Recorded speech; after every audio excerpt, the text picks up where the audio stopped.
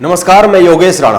राहुल गांधी ने संसद में प्रधानमंत्री नरेंद्र मोदी से 7 सवाल किए और 5 बड़े खुलासे किए। इन पर बात करेंगे। ये सवाल और खुलासे राहुल गांधी ने संसद में राष्ट्रपति के अभिभाषण पर चर्चा के दौरान किए, जिन पर बात की ही जानी चाहिए। लेकिन मैं इससे पहले 2 बातें कहना चाहता हूं।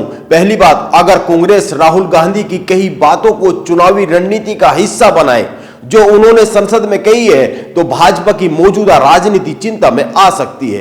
हालांकि भाजपा ने कहा है कि प्रधानमंत्री पर बगैर सबूतों के आरोप लगाए जाने सही नहीं है। संसद के कुछ नियम होते हैं जिनका पालन राहुल गांधी ने इस चर्चा के दौरान नहीं किया है। लेकिन एक सच यह भी है कि राजनीति में सबूतों की जरूरत नहीं होती है।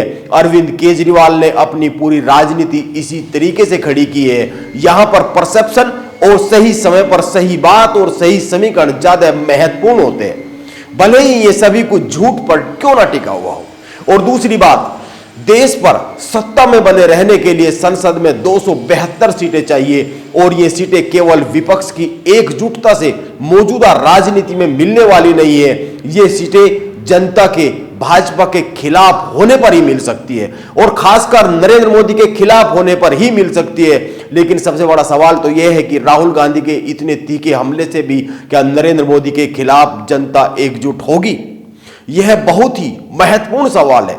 आइए इसी सवाल के आसपास बातों को जारी रखते हुए कुछ खास बातें कर लेते हैं। सबसे पहले राहुल गांधी के 7 सवाल और 5 खुलासों पर गौर करें तो राहुल गांधी ने पहला सवाल किया, प्रधानमंत्री नरेंद्र मोदी विदेश यात्रा पर कितनी बार गौतम अडानी के साथ गए।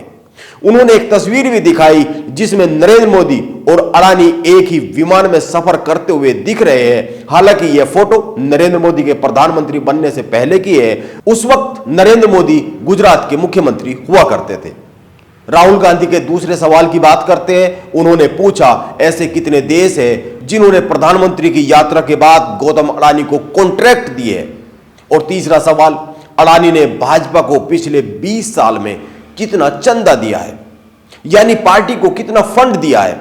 और चौथा सवाल, अडानी को लाभ पहुंचाने के लिए नियम क्यों बदले गए। पहले एयरपोर्ट का काम करने के लिए जो नियम था, काम देखने के लिए जो काम देने के लिए नियम था, वो कॉन्ट्रैक्ट उस कंपनी को मिलता था जिसके पास पुराना अनुभव होता था काम करने का। लेकिन अडानी के मामले में नियम बदले गए और उन्हें देश के 6 एयरपोर्ट सौंप दिए गए। ऐसा क्यों किया गया? यह राहुल गांधी का चौथे सवाल था। और 5वें सवाल की बात करें तो अडानी ग्रुप को ड्रोन बनाने का काम दिया गया है, जबकि पहले कभी इस ग्रुप ने इस तरह का काम किया नहीं है। यह ड्रोन भारतीय सेना इस्तेमाल कर रही है।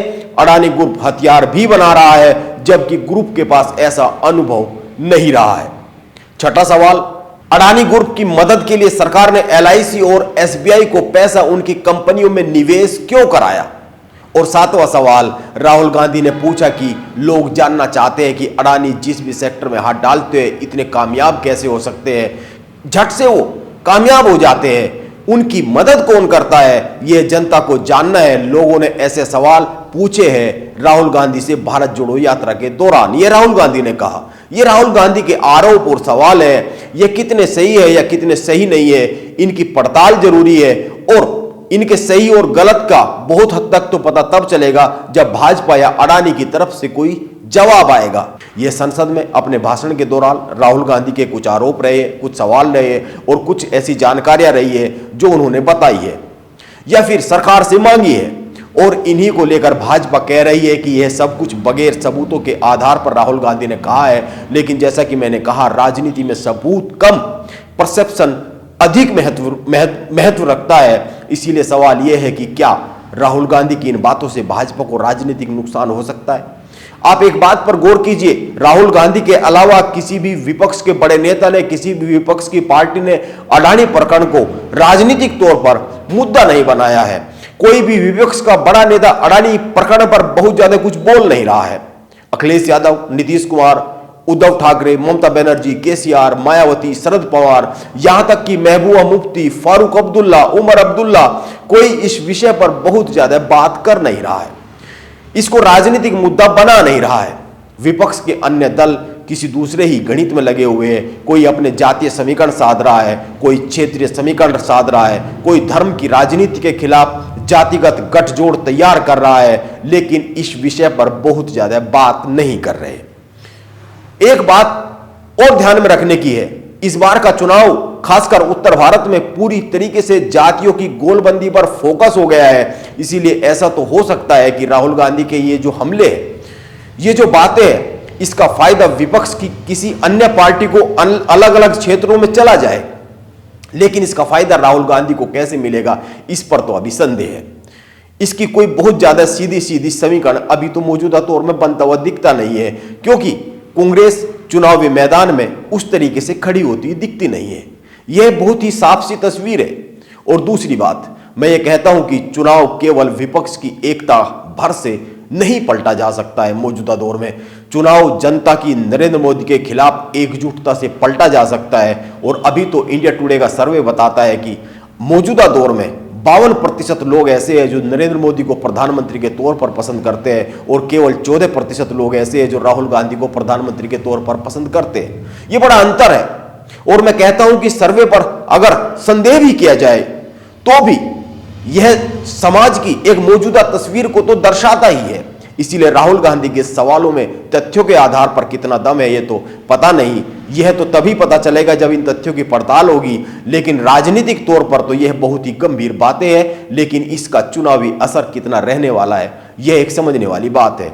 और मौजूदा दौर में जिस तरह की राजनीति हो रही है, उस राजनीति में अडानी प्रकरण कहीं पर जमीन पर राजनीतिक समीकरणों में तो दिखता नहीं है, क्योंकि राजनीति तो जाति पर आधारित है, क्षेत्र पर आधारित है, और इसके अलावा धर्म पर आधारित है, हिंदुत्व पर आधारित है, और हिंदुत्व से सनातन धर्म की तरफ शिफ्ट होती हुई दिखती है।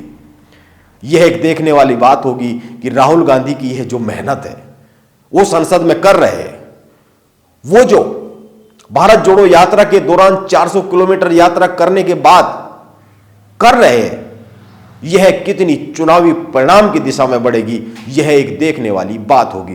क्योंकि चुनाव इस मुद्दे पर लड़े ही नहीं जा रहे। चुनाव तो जैसा कि मैंने कहा, जाति और धर्म पर लड़ने की तैयारी भाजपा और विपक्ष पहले से ही कर चुका है। यह मौजूदा तस्वीर है अभी तक की। नमस्कार, आप बने रहे मेरे साथ।